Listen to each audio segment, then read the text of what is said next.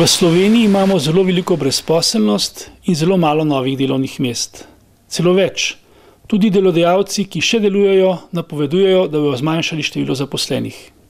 Eden izmed razlogov, zakaj je tako v Sloveniji, je tudi zelo rigiden trg dela. Pričakujemo spremembe v smeri večje fleksibilnosti in tudi v smeri nižjih stroškov dela. Žal to, kar je pripravilo Ministrstvo za delo, ne odgovarja trenutnim potrebam in našim pričakovanjem. Uvaja se celo enotna pogodba o zaposlitvi, ki bo še dodatno otežila zaposlovanje in odpuščanje.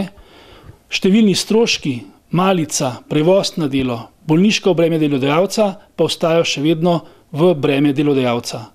To ne bo sprostilo trga dela, to ne bo omogočilo novih delovnih mest in predvsem bojimo se, da bodo tudi številni obstoječi delodajalci zmanjšali število zaposlenih še naprej. Zato pričakujemo od ministrstva, pa tudi od socialnih partnerjev, več sodelovanja in predvsem iskanja takih izhodov, ki bodo v Sloveniji naredili bolj konkurenčen trg dela in s tem tudi možnosti za novo zaposlovanje.